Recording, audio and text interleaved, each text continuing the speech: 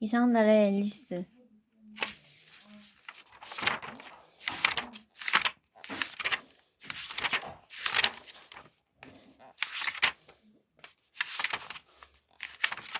일.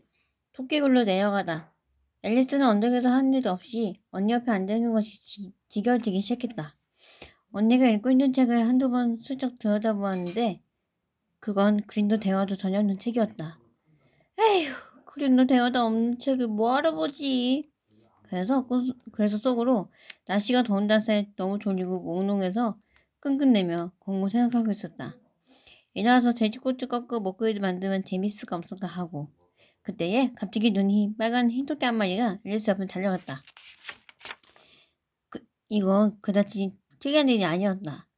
앨리스는 토끼가 이런 너무 웃기는걸 하고 중얼이는 소리를 듣고도 그다지 비정상적인 일로 생각하지 않았다. 앨리스는 한참 뒤에 이 일을 곱씹어 보고서야 이상한 일을 평범하게 보았다는 생각이 들었다.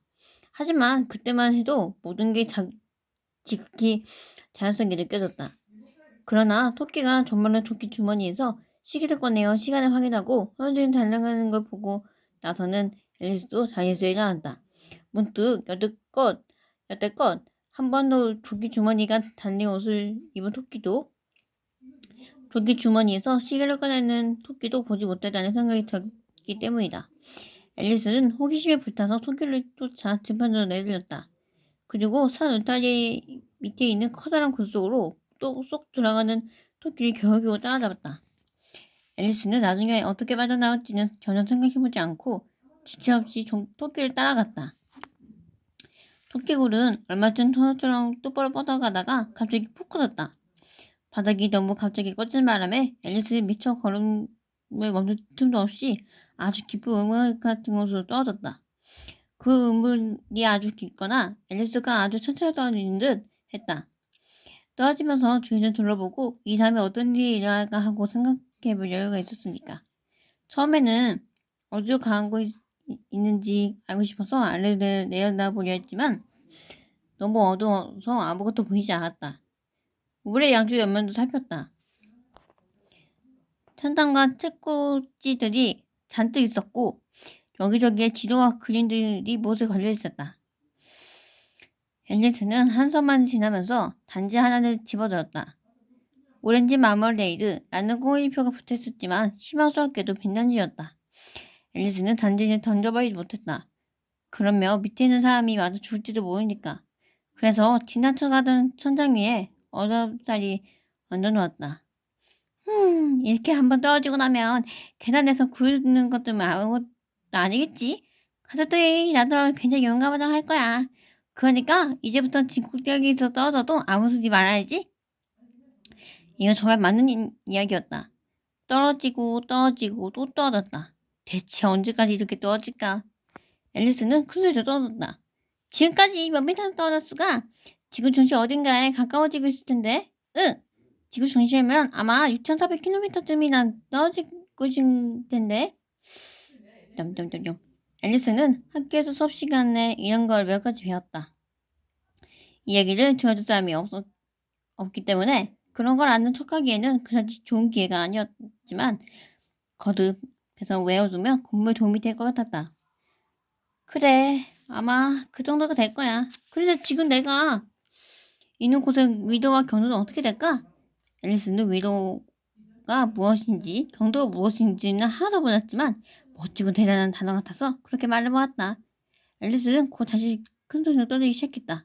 이러다 지구를 뚫고 떨어지는 건 아닐까? 월드 거꾸로 하는 사람들 사이에 떨어진다면 얼마나 재밌을까? 그 사람들을 보이는 말이 아마 그저 좀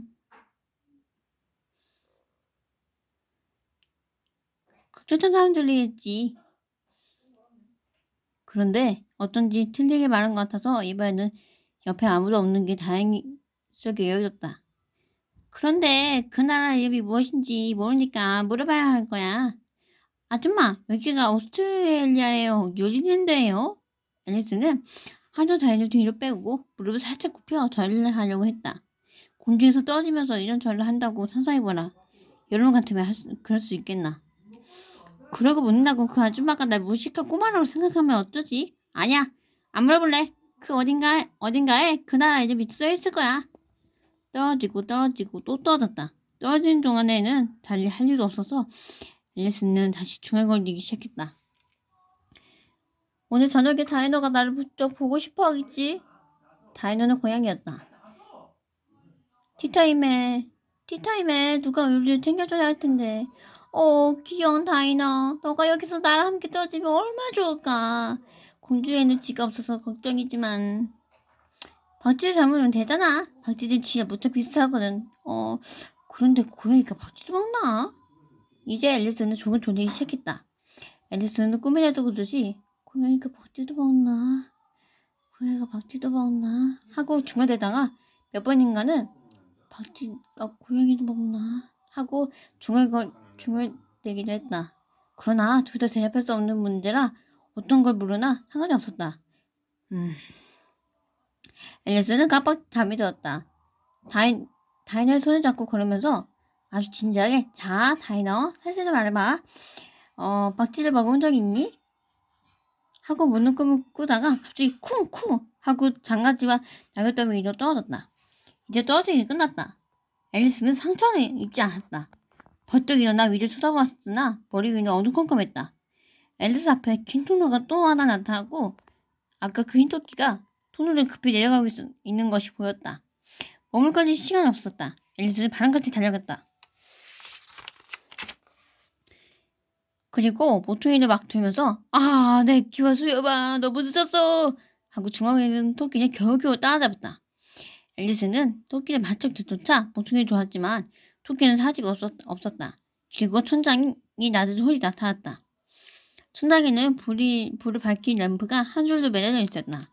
홀을 빙 둘러서 문이 여러 개나 있었는데 그 문들은 모두 잠겨 있었다.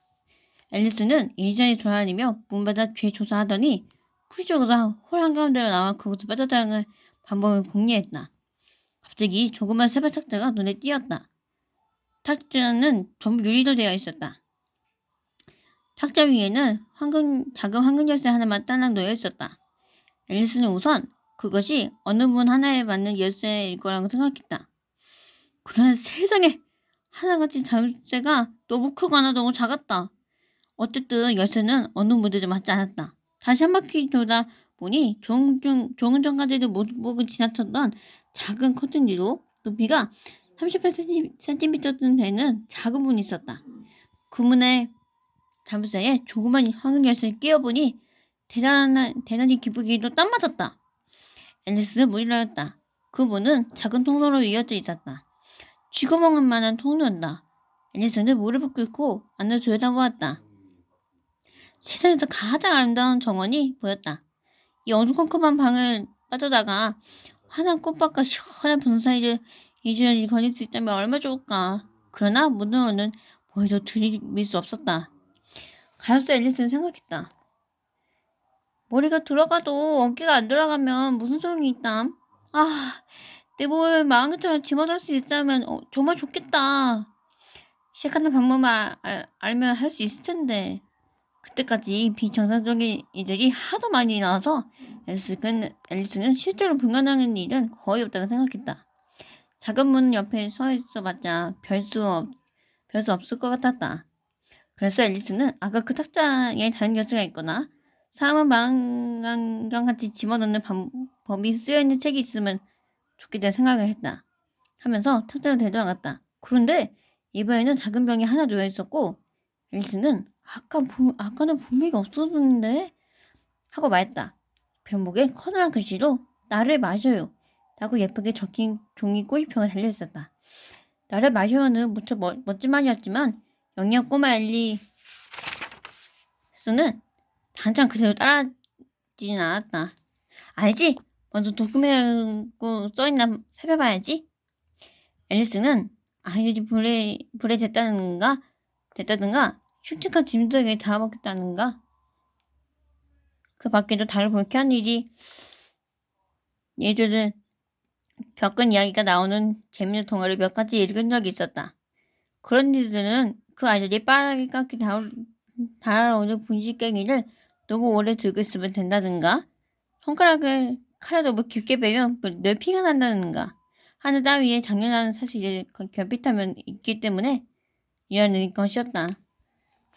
그런 사실은 아이들의 친구들이 알려주고 있었다.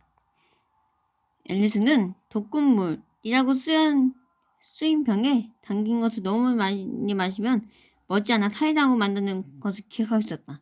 그런데 그 병에는 독극물이라는 표시가 없었다. 그래서 앨리스는 안심하고 많이 보았다. 맛은 아주 좋았다. 그 약은 실제로 테디파이, 커스드, 파인애플, 치면조 구이, 태피, 버터를 발라 각 권의 토스트를 한치만이 났다. 앨리스는 금세 병 안에 든 것을 모두 마셔버렸다. 기분이 아주 이상하다. 내 몸이 망치로 집어넣어지는 것 같아. 정말로 그랬다. 앨리스의 키는 25cm로 주했었다. 앨리스는 이제 그 아름다운 정원으로 통하는 작은 문으로 들어가기에 꿈맞는 키가 되었다는 생각에 얼굴이 밝아졌다. 하지만 혹시 키가 더 좋아질까 싶어서 두고 걱정스러운 마음으로 잠시 기다렸다. 이러다가 나중에는 양초처럼 먹다 사자버릴지도 몰라. 그러다 어떻게 될까? 그리고 양초가 꺼지고 나면 어떻게 보이는지 상상해보려고 했으나 그런 걸 본 기억도 없었다. 한참이 지나도 아무 일이 없자 앨리스는 당장 정원으로 나가기로 했다. 그런데 저런 가엾 앨리스. 문 앞에 가서 그냥 조그만 한겨울을 두고 온 것이 생각났다. 열쇠를 가지러 다시 탁자 앞으로 갔으나 손이 닿지 않았다. 유리통에서 열쇠가 빠져 보였다. 앨리스는 탁자의 다리 하나를 타고 올라가려고 안간힘을 썼지만 너무 미끄러웠다. 가엾은 꼬마 앨리스는 마침내 탁자 다리를 타고 올라가는 일에 지쳐서 주저앉아 울음을 터뜨렸다. 앨리스는 종군 날카롭게 다시 달렸다. 자, 그렇게 울어봤자 아무 소용없어. 충고하는데 당장 이곳을 떠나. 앨리스는 대개 자신에게 아주 좋은 충고를 하는데 그 충고를 따른 적은 별로 없지만 어떤 때는 눈물이 쏙 빠지도록 심하게 스스로를 꾸짖기도 했다. 한 번은 혼자서 크로케를 하다가 속임수를 쓰고는 주먹으로 자기 귀를 때리려고 한 적도 있었다. 이 후신 꾸러기 아이는 자신이 두 사람인 척하는 걸 아주 좋아했다. 가엾 앨리스는 생각했다. 하지만 지금은 두 사람인 척 해봤자 아무 소용없어. 그래, 지금 난 품위 있는 한 사람이 되기에도 모자라잖아. 아래를 보니 탁자 밑에 작은 유리 상자가 놓여있었다. 앨리스는 상자 뚜껑을 열었다. 컴퓨터로 나를 먹어요 라고 예쁘게 쓰여진 아주 작은 케이크가 들어있었다. 그래, 먹어주지. 그렇게 해서 키가 더 커지면 엿을 집을 수 있고 더 작아지면 몸이 더 귀에 나가면 돼. 어쨌든 정원으로 나갈 수 있으면 되니까. 내 것만 있으면 되니까 무슨 일이 일어나도 상관없어. 앨리스는 케이크를 조금 먹고 나서 초조하게 중얼거렸다. 어쩔까? 키가 자라고 있는지 보려고 머리 위에 손을 대어보았지만 정말 놀랍게도 키는 여전히 똑같았다. 물론 대개는 케이크를 먹어도 아무 일도 없는 게 당연하다. 그러나 앨리스는 빈정상적인 일에 너무 익숙해져서 평범한 일들은 참으로 재미없고 따분하게 여겨졌다. 그래서 앨리스는 케이크를 마저 먹기로 했고 순식간에 다 먹어치웠다.